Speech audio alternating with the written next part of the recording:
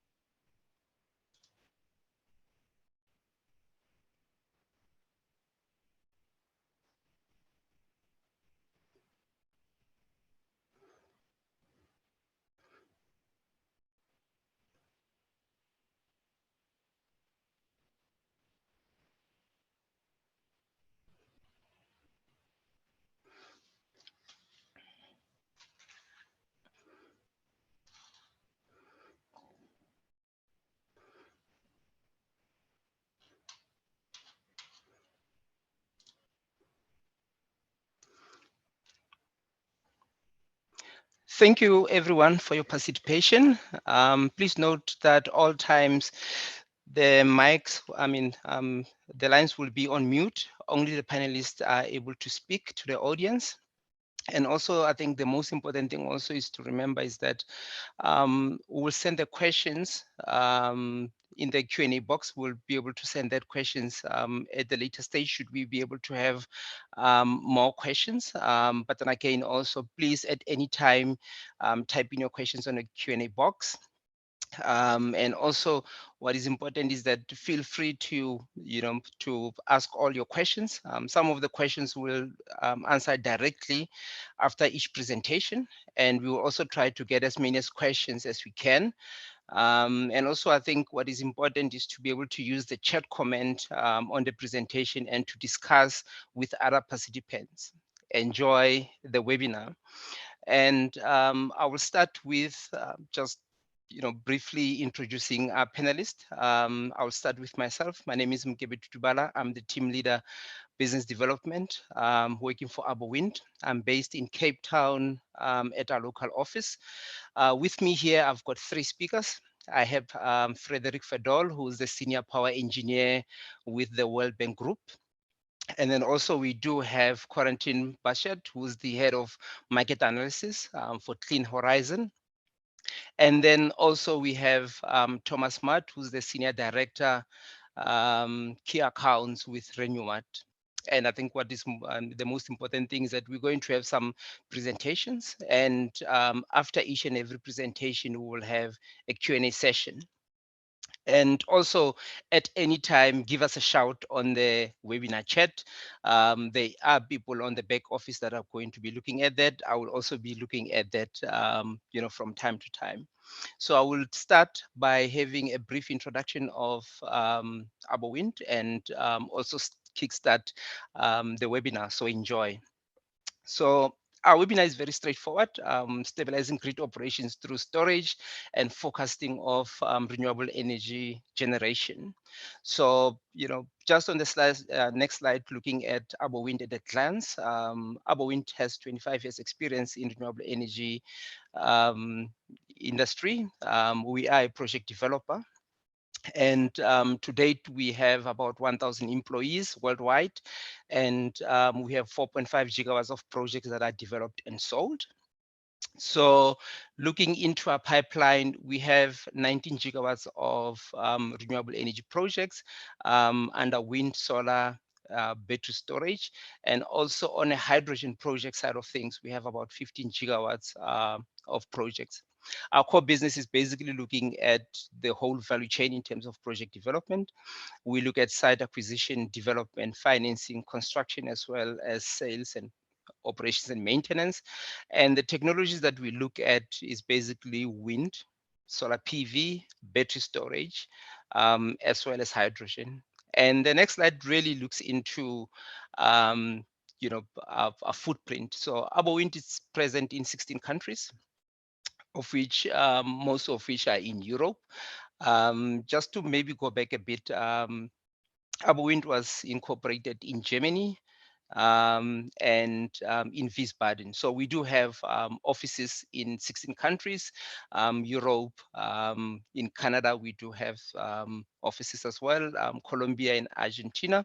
And then in Africa, we have 3 locations, which is Tunisia, Tanzania, and South Africa.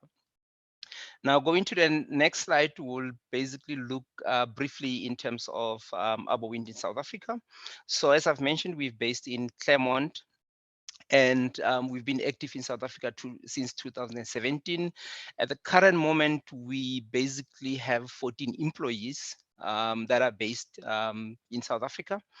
And also, we also leverage specialized department in Germany. Like, for example, for wind, we do have, wind department in terms of helping us with regards to some of the things that we will need. Locally, we do have different departments like project development. We do have, that is the biggest department that we have. We have business development, and we also have finance as well as electrical engineering.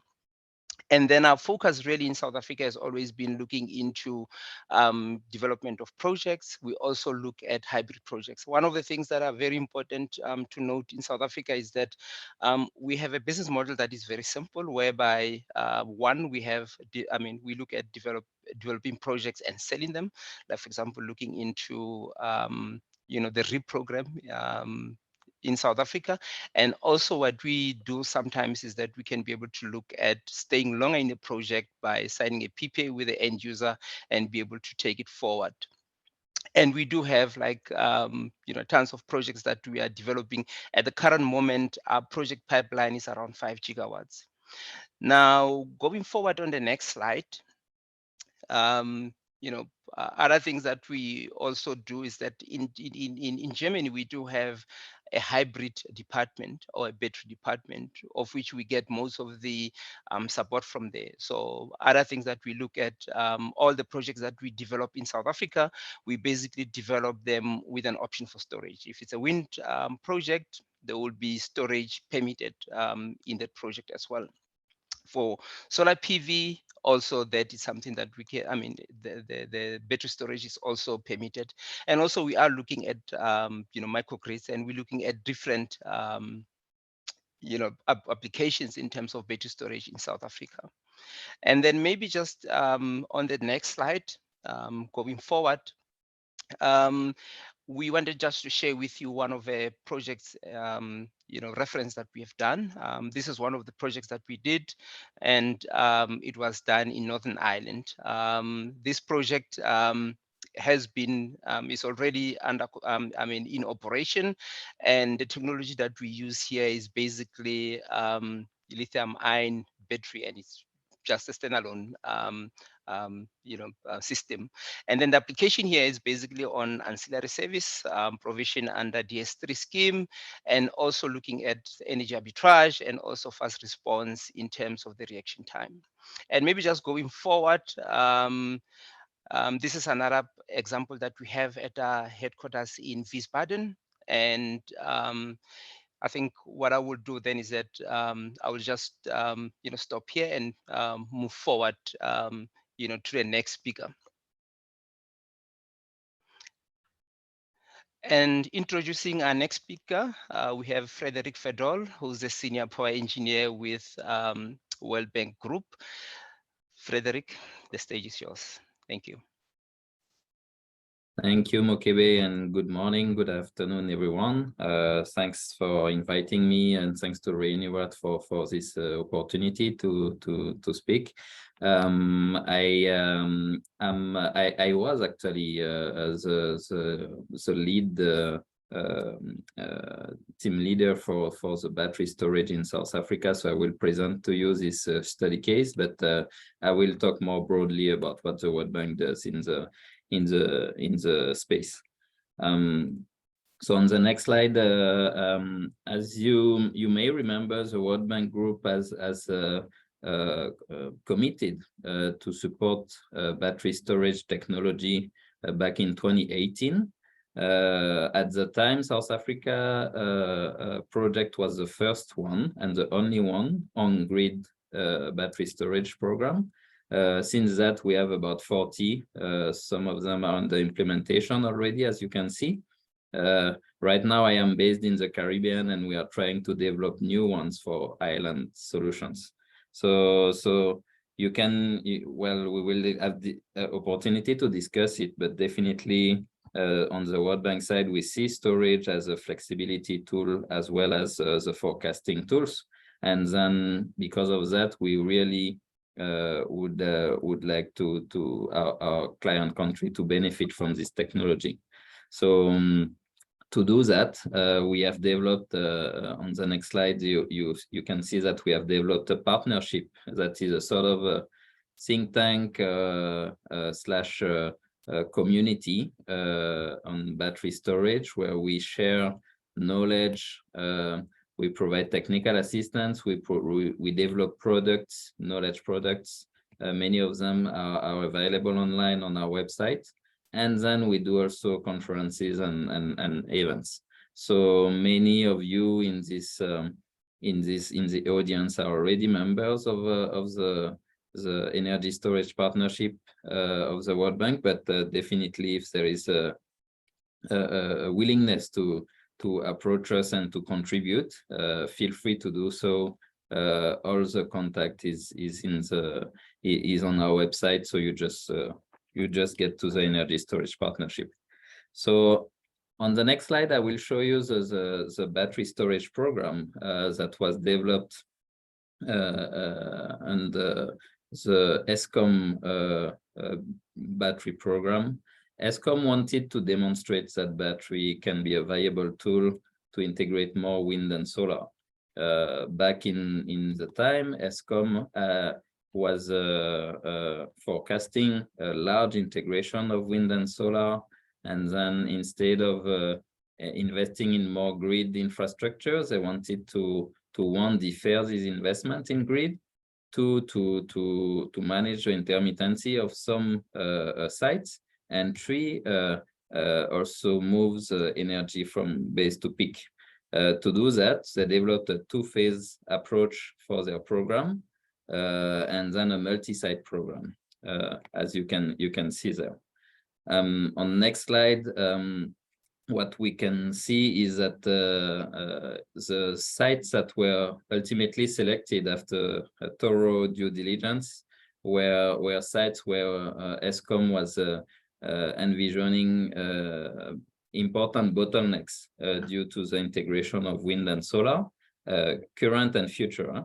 And then the approach that we did with ESCOM was to basically prioritize the substations where the batteries would be more valuable in terms of mitigating the impact of this energy coming in, and also allowing more energy to be connected to these substations.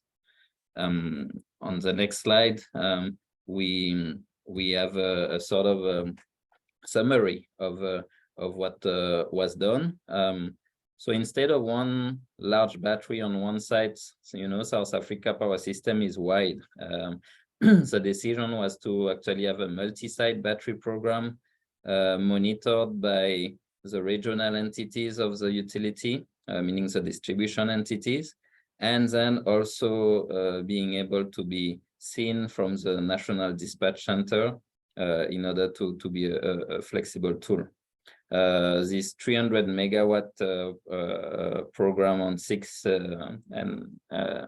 sites for now, and ultimately 9 sites, will be able to actually not only mitigate the impact, but also integrate more wind and solar. And most importantly, this has allowed South Africa to do more development of battery storage. There was when we started, there was no grid code, there was no regulation on environment, there was actually almost nothing on the framework. So with ESCOM, the partners, AFDB, a New Development Bank, and the World Bank, we learn by doing, and we actually learn with the government entities on how to develop this. So the procurement went pretty well. Actually, the response from the market was pretty substantial, and we managed to get some very competitive offers, the first tenders in Africa on battery storage on grid. And then from that, the government is envisioning actually to scale up, as you saw in their integrated resource plan, and to have soon another tender on battery storage. Obviously, this could be complemented with privately owned batteries that can retrofit, existing PV and wind. But there will be a public procurement on battery. So that's in a nutshell the battery storage program. I'm happy to answer to any questions. But definitely we see it as the World Bank as one not yet a reference point, but definitely one of the pioneer projects that could be replicated.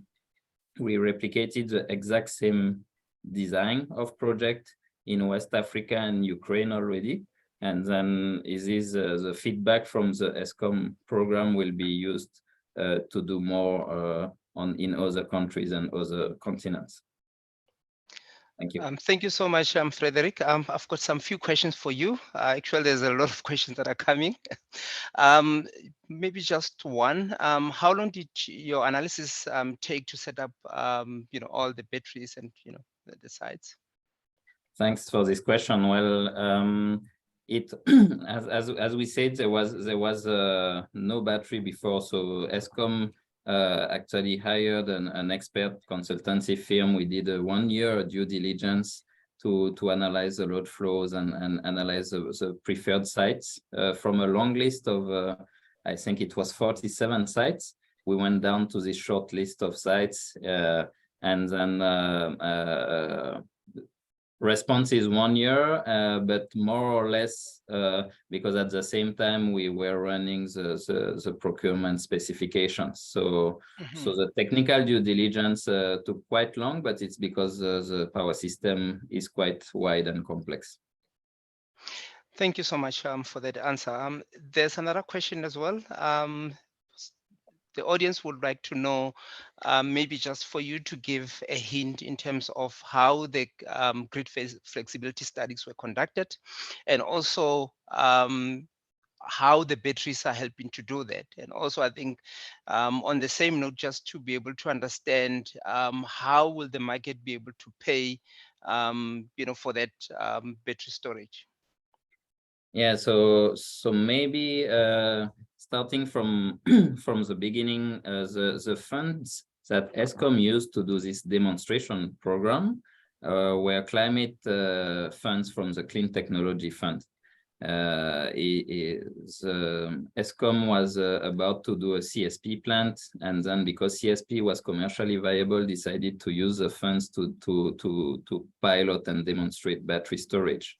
So first of all, we have to consider that it's a demonstration project. It was not yet at commercial stage. So that's an important point, because from that, we actually try to maximize the value of the storage, of course. But as a public project, from a system operator point of view, the key was to have the best technology on the ground and to have it at a cost that was competitive from international benchmark. So all that to say that ESCOM did a supply and installation and O&M contract with the suppliers, and ESCOM is owning the batteries, operating them. As they are under construction right now, and of course it's a bit different from an IPP that owns a battery and tries to maximize its benefit from the PPA contract. So this keeping all this in mind, actually the KPIs that we designed with ESCOM are pretty much so far respected from the empirical analysis. We did a lot of modeling, load flow modeling and planning models. And from that, we designed with them what would be the best need And ESCOM had the technology neutral approach on this. There was no preferred technology of battery, but there was a storage need. So I don't know if it answers the question, but the key aspect to remember on this specific project is that it was a pilot project, and of course the rest will be much more commercially based. Absolutely. I think there's a lot of questions that are actually coming up. And, I think also the most important thing to note is that all the questions that we're getting, we're going to, make sure that all those questions are answered. I mean, even if they are not answered in this event, but we'll make sure that all the questions are answered. Maybe just one last question before we go anyway. I think from an environmental perspective, it is always important, for the community to know how will the disposal of the battery once it reaches its lifespan. Is there any plans on that? And maybe just share a little bit on that with us, please. Yeah, for the World Bank, it's also an important factor. It was as I said, our first on grid scale battery project. So we wanted to make sure that there was no counter performance on environment. So we embedded the recycling and disposal of the batteries in the contract, meaning that the supplier at the end of the life of the asset will take back and recycle the asset and remove it from site. This is already paid for upfront with a sort of guarantee escrow account that guarantees the payment at the end. But definitely this is something that the development institutions we integrate fully in the costing of the battery projects. Thank you so much, Frederic. We'll make sure that the rest of the questions are answered. The questions are really coming in, and then I will take this opportunity to move to the next speaker. Thank you. The next speaker is Corentin Baschet, who's the head of market analysis with Clean Horizon. Corentin, the floor is yours. Thank you. Thank you. Hi, everyone. Thank you for attending this webinar. My name is Corentin. You can call me Corey. I'm the head of market analysis at Clean Horizon. Clean Horizon, we are a consulting company dedicated to energy storage and active worldwide, and we've had the chance to be very active in South Africa recently. So I'll give you a bit of background on what we've been doing there, and more especially on one specific tender that's been recently very active, very interesting in the private space, which is the risk mitigation tender, and give you a bit of an intro on energy storage worldwide. I've been in the storage business for the past 7 years now, and at Clean Horizon we essentially have two activities. One, which is market analysis, which I'm in charge of, which means that we track the energy storage markets worldwide. And second is technical consulting, which means that we have developed tools to design, size, and audit storage systems and hybrid systems, including storage. So on that end, we've been working on a lot of engagements worldwide. I think we've designed and audited more than 8 gigawatt-hour of projects to date. That for the majority of which is either operational or under financing. So that's quite a big milestone. Maybe as a quick introduction to storage. Yes, so today the storage business worldwide is growing exponentially.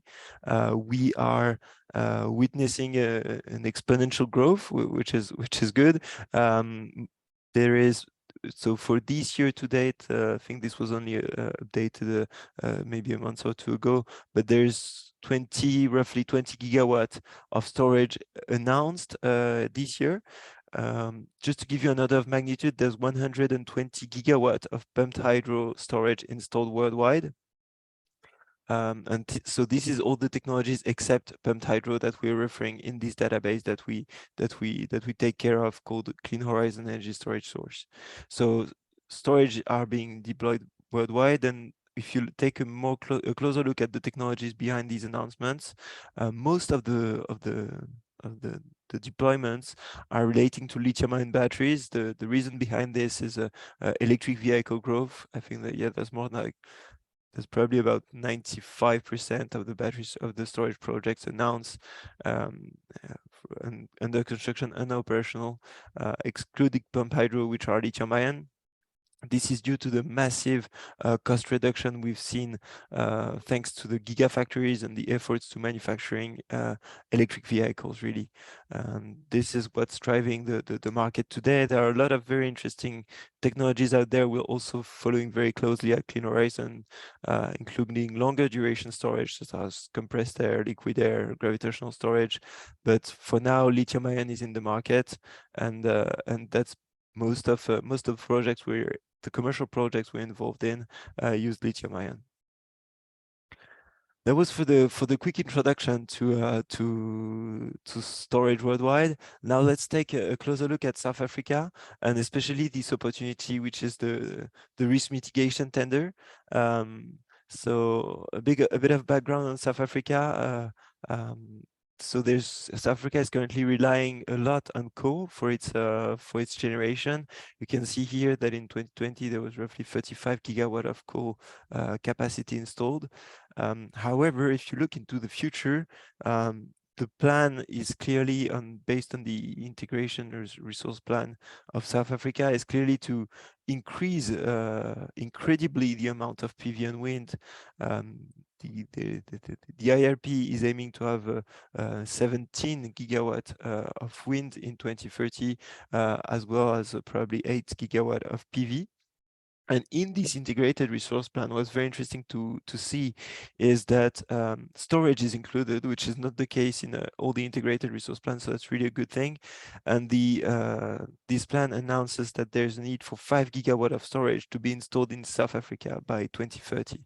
And of course, some of these projects will be owned by Eskom, because for instance, the projects mentioned by Frederic are operated by Eskom and financed by the World Bank. But there's also a big chunk of those projects which will have to be owned by independent power producers. And so looking at this, the risk mitigation tender was a very specific tender because it was technology agnostic, and it's requiring to have the capability for any power plant. So it's technology agnostic. It means coal, gas, diesel, wind, solar, storage, any technology could participate. The only condition was to have the capability to be dispatchable between 5 a.m. and 9:30 p.m. So in other words, you could have any technology. The only thing is that you would have to have the capability to show that you can follow this signal. If you have 1 megawatt of dispatchable capacity, you have to have the capability to go from nowhere between 0 and 1 during this period. Corentin, maybe just 1 or 2 questions. Sure. Sorry to just go in there. I think there's a few questions that I would want to ask you quickly. I think with regards to these projects, one question would be, how do you control algorithms, in terms of the plant intermittent days? And maybe the question is that, do you provide them?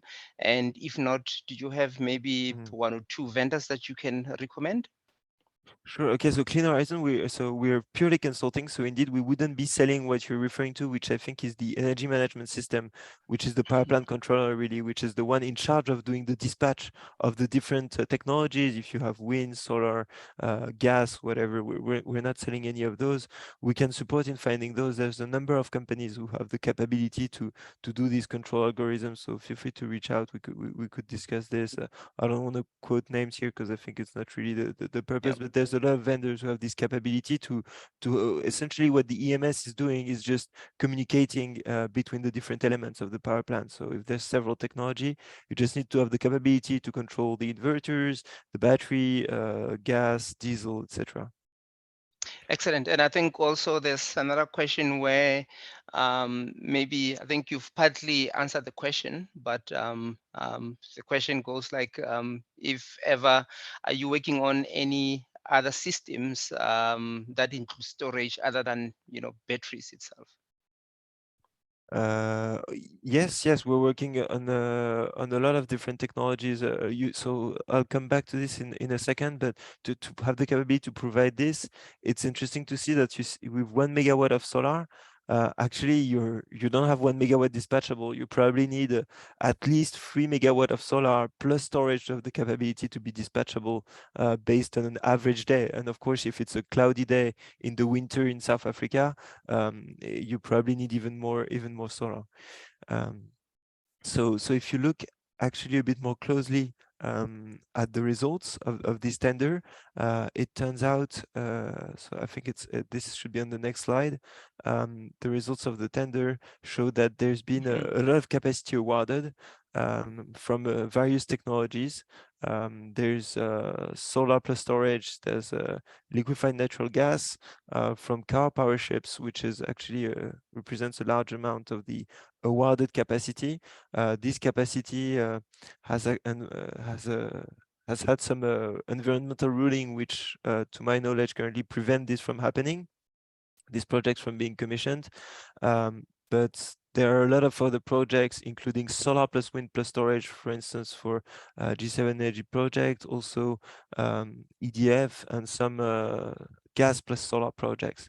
What's interesting to see is that all these technologies, which are very different, are competing one against the other for this dispatchable power, and that the resulting price of the bid is close to 100 USD per megawatt hour, which is a reasonable price for dispatchable power, and which shows that renewable plus storage can be dispatchable just like a gas or a coal power plant. So I think that's a great achievement of this tender.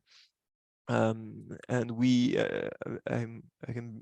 proud to say at Clean Horizon we worked on three of those with three of the developers which were awarded here. So on the project more or less at some point, and these will lead to massive storage deployment, because when you have results such as 100 or 150 megawatt of dispatchable capacity, we believe it will lead to probably 600 megawatt, 1,700 megawatt hour of storage to have the capability to be dispatchable during the whole day. So what we do at Clean Horizon for these projects is what we support sizing, we support in the procurement. We can be the owner's engineer, the lender's engineers. In some cases, we've also been doing the independent expert assessment for the IPP office. I think I have one last slide, which is of interest, just to compare this 100 USD per megawatt hour for a renewable plus storage project. I think one of the world record for the cheapest renewable plus storage plant is probably this one in Arizona, where there's very specific elements such as investment tax credit, where there's a 100 megawatt PV plant coupled to PV. So it's not dispatchable from 5 a.m. to 9:30 p.m., but it achieves half this cost of electricity, just to put some perspective, and that's one of the world record. So 100 USD per megawatt hour is actually not bad. And I think I'll leave it here. Happy to take questions after, and you also have my details in the presentation if you're interested. Thank you so much, Corentin. We have been having an engaging session where there's a lot of questions, and also there's been some few comments from the audience.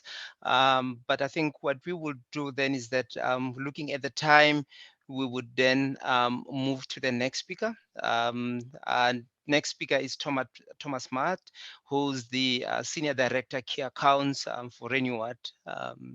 Thomas, please go ahead. Thank you. Thank you very much. Good morning, good day, and good afternoon, wherever you are. I'm going to talk about the forecasting portion of the industry and how it relates to storage. Reuniwatt is active in 3 verticals, and today obviously we're focusing on the renewable energies, but we also do atmospheric science and defense and space. As you can see from the big number of research hours, we are quite a scientific company. Right now we have over 80 publications here, and we hold 5 patents. Our global reach is global this way. Since 2010, we have been active across the world, and we serve all kinds of sizes, plants, and portfolios. Our headquarters is actually on Reunion Island, so in the Indian Ocean, but we also have offices in Paris and Toulouse, and I'm personally actually based in Germany. Over 5 gigawatt at plant scale and over 100 gigawatt at region scale gives you an impression of the size of our operation.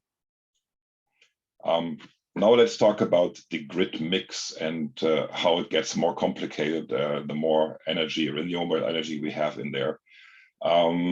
It's not only us seeing that, and I'm not really telling you news here. Swiss Renewable or the Technical University of Zurich confirms that right now the global power mix has maybe 10.7% of solar and wind, obviously very different levels across the world. So this global number doesn't resolve your national challenges. If we look at the future of generation, then it becomes one thing really sticks out. So on this graph down here, we see the different generators. It's a graph by the International Energy Agency. And as we can see, oil is going down, coal is going down, that's all fine. Others are growing a little, that's all fine, also fine. What sticks out is the level of solar and wind, which we can expect over the next 30 years. Look at where we are right now, 2022. So we have maybe 2 terawatt hours of wind and maybe 2 terawatt hours of solar, rough numbers. We're going to have 24 terawatt hours in 30 years. So it's a huge growth in front of those 2 generators. And it's obviously a huge challenge and a huge task for the grid operators to make sure that their grid is stable, because their objectives are clear. First, they want to have a high availability of the grid, and then they want to have a stable grid. It needs to be resilient. For that, you have several sub-levels like high inertia, low voltage ride-through. The storage helps a lot with the fast frequency control, obviously, and high short circuit capacity. In the end, what the grid operator needs for that is a predictable power flow. So let's think about the word predictable. Predictable requires forecast. So how do they go about those forecasts in the different areas? Some grid codes already have implemented rules for that. So you have to supply forecasts every hour, every day, for the next 2 hours or for the next 2 days. So there's different levels of applications. And then obviously where there's rules, there's also liabilities. So in this case, I'm talking about South Africa, about the REAP 5 tender. And they have introduced a production variation penalty, which is there, and it comes in different pockets. So up to 10%, there's no penalty of the forecast variation, so that's fine. I think we are pretty well equipped to meet that corner. But if the forecast variation is actually bigger than that, the penalty can go up to 10% of the produced energy in that time frame. So we are talking about big plans. We are talking about a very sunny country. I've actually lived there for 2 years, so I know what I'm talking about. Good insulation, great production, and it's a lot of money which is at risk here with those kind of penalties. Apart from the production variation penalty, there's also another penalty, which is a ramp rate. It could, as an example, I'm going to talk about 10% of the plant capacity per minute. So the grid operator wants to achieve that you're not jumping all over the place as the clouds come and go through. So you need to anticipate if there's a big cloud front coming, and then you can manage your output of the plant in order to avoid the penalty, which will be the much cheaper solution for that. Before we go to the LED graph, let's talk about the left box on the left, the lower box on the left.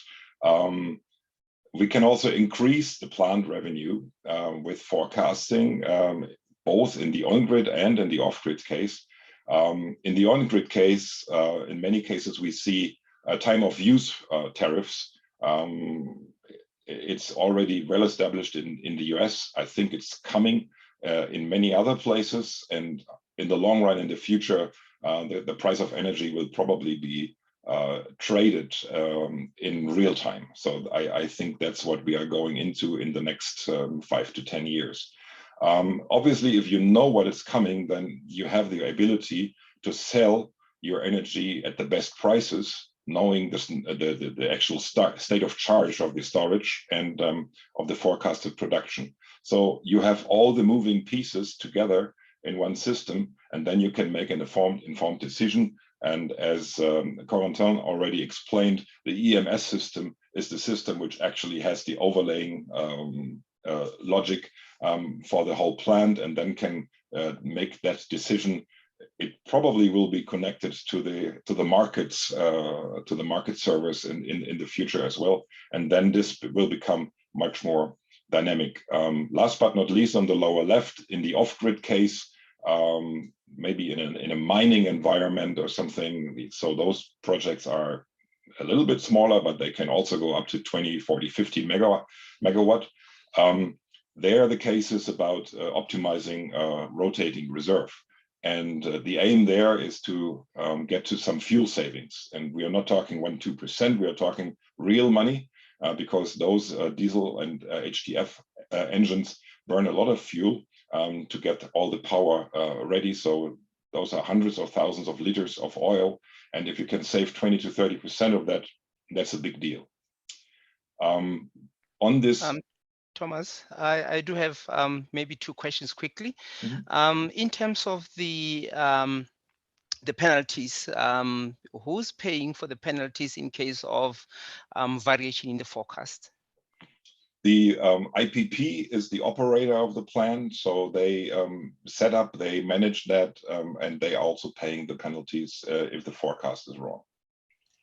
Okay, thank you so much for the answer. And maybe just one more question. Can you please take us through setting up on the on-site focus camera? I think also there is a question from the audience with regards to that as well. Yeah, I'm gonna go to the forecast camera on the next page. I'd like to finish this one before I go there, because otherwise I have to go back and forth, if that's okay. But excellent. I'm going to talk about that in the on-grid in the camera case, definitely.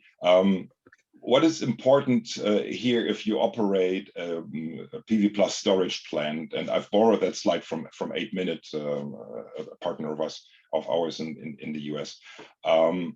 Basically, what you could do with your storage is you could have a greedy charging mechanism. So the storage charges as much as possible as soon as the sun goes up and tries to get full early, right? But you will miss out on production, and you will have your storage at 100% state of charge, which is not an optimum stage for the batteries. So why would you do that? You would do that because you don't know what's coming. You don't know if there's going to be enough sun. And if you do know what is coming, then you can optimize that charging mechanism, and you can charge your battery slowly to have it ready for the time when it's actually needed to and to discharge the energy in the late afternoon. So what we see here in this graph is the red little line is the charging line, which goes up, and it just goes up. It reaches just in time for the discharge curve to start. So this is the optimum situation you can have if you have forecast established. Okay. And then let's go to the next slide and talk about the camera. We have different tools to talk about or to analyze the forecast, the different time horizons. If you want to do something in the minutes scale, you need to have a local SkyCam, like this one here, for example. It's the infrared version. And if you're looking for hours, then we use the satellite satellite data from around the world, so we can do that on a global basis. And then if you're looking for forecasts for days and maybe up to 2 weeks or something, then we use numerical weather models, and we do the forecasting based on those specific for the locations which we have. The question was about what do I do with the camera in the minutes area. If I want to know what is coming in the next couple of minutes, so the satellite doesn't really help me because the satellite only passes through every half an hour or so, right? I need to have something which is more accurate, closer, and higher resolution. So this camera takes a snapshot of the sky every 30 seconds and can provide a forecast every minute. And the forecast horizon is for the next 15 minutes. So for the next 15 minutes, you have a very accurate, high resolution forecast for that very specific location, which gives you a very good indication how the power is going through. Now, if you know that the big cloud is coming in, big clouds are coming in, right? The situation is changing, and you want to avoid your ramp penalties. I recommend let's take 100 megawatt. Let's take 100 megawatt power plant, and let's say it's a sunny day and you're operating at 100 megawatt. Make it simple, right? Now, if you know the cloud is coming and you're going to fall down to 90 megawatt, that's 10% in 1 minute. That's okay. You don't pay penalties. Okay, but if you know that you're going to fall down to 80 megawatt, you're going to pay penalties based on that. And no one wants to pay penalties. So it's better to already be proactive and to reduce the power output of the plant. Let's call it self-curtailment or something like that, right? So in smart operations, you can call it. And you run down the plant to 95 and or to 90 already at the right timing, and so you just adjust your production profile in order to avoid the penalties. And in order to do that, you need to have your local camera and your local high resolution information. So we use that, as you can see in the red boxes here, for the on-grid and the ramp rate, and in the off-grid case for the fuel saving, whereas the other technologies are more for the production variation and for the planning. So for the grid operator, it's interesting to know what happens next week, but it's more for planning purposes. So if they have outages on other plants, so is there a long-term maintenance intervention, something, is there a problem, are they upgrading a line or something? So for those planning purposes, you have those longer forecasts, and then the production forecast is typically in the hour or the next 24 hours. And then on the off-grid side as well, it's also for the long-term planning. So in total, we can summarize this with forecasting. Anna, thank you. With forecasting, the production can be forecasted accurately, and the penalties can be avoided. I think that's all. Thank you very much. Thank you very much, Thomas. I think also when you were answering the question about the cameras, you really touched on a few questions. I've been taking a look at the Q&A chat. So I wish to also just remind all the participants that this event is recorded, and all participants will receive the link of the video recording as well as all the webinar Q&As. So we are going to make sure that everyone gets that. And then maybe just one more question coming from the audience. So one question says, what are the technologies used for the forecast? Well, do we need an instrument on site? I think that already is being answered. And maybe just going with that as well, how is the forecast be related to ESCOP, for example? Is there an API for a real-time interaction? Maybe if you can combine those two questions quickly. Okay. So we have different tools for different applications. If we need the ramp rate penalty, implementation, then we need the cameras. If we don't need that, we don't need an on-site tool, then we do it just with satellite data. And obviously we can submit all those data in various ways. The old school way is through email, and we do that. We don't really like that, but we do it. And then we have an API, so an application program interface, or we can also use SFTP to make that data available at the database where it's needed. Yeah. Okay, I think also there's another question here, and this question will basically just really anyone from the speakers can can answer that. I mean, if you have 2 minutes just to wrap it up quickly. One of the participants asked if ever, how can you share insights on energy storage role in ancillary markets? I think also that can also go with Corey as well.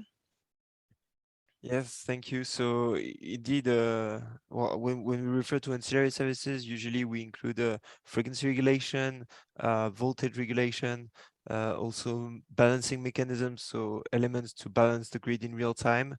And indeed, worldwide, for now, a lot of the storage systems are being deployed to provide these stability services to the grid. And that's actually the low-hanging fruit for energy storage system in Europe, especially. That's one of the application that generates the most revenues. I think Mokebe, you've showed your project in Ireland, which has fast response contracts with the system operator there. Most of the projects in the UK still, a lot of the projects in Germany, France are around providing frequency regulation services. So that's really because battery storage systems are very well suited for this. They can respond fast. They can provide symmetric response, meaning they can charge and discharge. So all of this is very, very helpful for the power grids. But that's one application which is usually a relatively shallow market. And what gets interested is when you use storage more and more to shift PV generation or participate in electricity markets, because here the markets are wider because there's more megawatts of generation than megawatt of need for ancillary services. So that's where you start hitting the big numbers when the LCOS starts to make sense to have a cost of storage, which can help on this matter. And then maybe, thank you so much, Corentin, and maybe from Frederic, in terms of the the project with the World Bank Group, from a pilot project perspective, what are the lessons learned in terms of the ancillary services as well? Well, the lessons learned are that one, the needs and the specs that we put from empirical analysis are never the ones that happened. For instance, from the analysis that we did with ESCOM to the tender to the contracts, the changes has been substantial in what the batteries could do or could not do, and should do or should not do. So this is one of the lessons in developing countries over the lifetime of this type of asset. Expect changes in the specs, because the needs, the power systems are dynamics and the needs will change. So from that, you have to be flexible enough in what you require in terms of technology and in terms of specifications.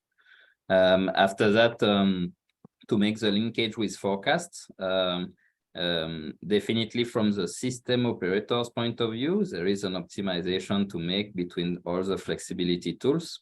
And of course, what we expect in smaller power systems, and not the South Africa one, is that in developing countries, when you add up forecasting tools to battery storage, from a utility perspective, it makes sense to have both at the same time, because one is helping to optimize the other. I stop there. Okay, thank you so much, Frederic. It's been really a lot of questions coming in. And also, I would like to take this opportunity to announce that on the 24th of November, there will be another event. And it's going to be under renewable energy, hybrid energy solutions, decarbonizing mines, cost reduction, and energy security. Please follow us on LinkedIn. We will be able to send that information. And also, we would also like to, basically just take one of you, just one question, and then from there, I think we can be able to give our panelists just, on the closing remarks. We have seen a lot of questions here, and also some comments with regards to,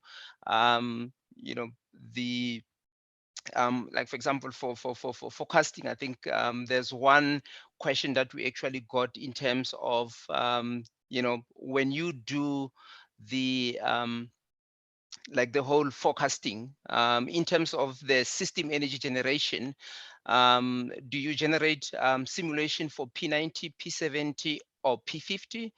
And why? And also the follow-up question is that between your yield simulations and real energy generation, has it ever been to you to have a year with a generation under P90 simulation results?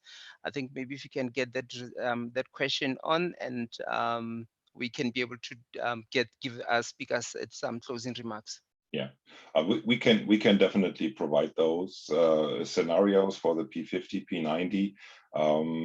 I know that there has been years under the P90, and there was just a study from a US consulting company, Kilowatt Hour Analytics, if you want to read up on that. So they said they happen more often than they should. And there's reasons for that, but we can definitely, we typically agree a format where how the customer wants to see the data, and we can also agree, if we use the camera, we can also agree on a optimistic or a pessimistic forecasting scenario, because you might have requirements that you say, no, I want to be always on the safe side. I don't want to avoid a blackout. I want to avoid a penalty or something. So let me use that scenario. So we can choose, and we can agree on that, and then we deliver either only one scenario or several in parallel. Everything is automated. It's we can run about 96 forecasts per day for every site. So every 15 minutes, if you want, or if it's with the camera, even more frequent, right? Not a problem. Okay, thank you so much. We are towards the end of the webinar. Maybe just in closing, starting with Frederic, maybe just 30 seconds, just in closing, and maybe just to go through just a few things that you would want to close with.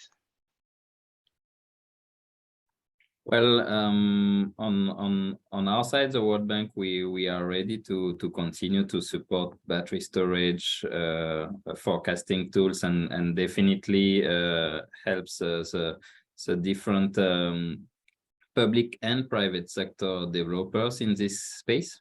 In South Africa, in particular, obviously there is a bright future for this, and then. I saw one student who was asking what can students do in this program. My response to all those in South Africa who would like to work on this space is that I think the future is yours. I knock on doors, and then I think there will be opportunities. It's energy transition is difficult, but definitely it's a very interesting and fascinating journey. Thank you so much, Frederic. And maybe for Corentin, 30 seconds, Sure. closing remarks. Yeah, thank you. Yeah, so I think South Africa is a as a country where we see booming renewables, that there's definitely a lot of needs for storage for various applications. We mentioned today dispatchable power plants with renewables. We've also mentioned ancillary services, which are absolutely needed in any grid. The market is just at its early beginnings. Eskom will procure more storage, but also IPPs will have the opportunity to develop more storage. We're expecting a standalone storage standard to come up early next year for services where IPPs will be able to participate. So there's a lot of opportunities, a lot of sizing exercise to do as a consultant on this type of exercise. So we look forward to engaging more over there and keeping working on the project we're already engaged with. Thank you, everyone. Thank you so much, Corentin. And maybe Thomas, just a few seconds in closing. That's fine. I think it's important to remember that solar and wind have a great future. It's going to grow exponentially over the next 30 years. So it's a safe bet for your career, even for your career start. I think it's important to take with you that storage and forecasting work very well together because it gives you added benefits. And if you need to avoid penalties, either on production variation or on ramp rates, then forecasting is the right way to go. And we are happy to help you and to answer your questions. So please feel free to reach out to us if you have any questions. Thank you. Thank you so much, Thomas.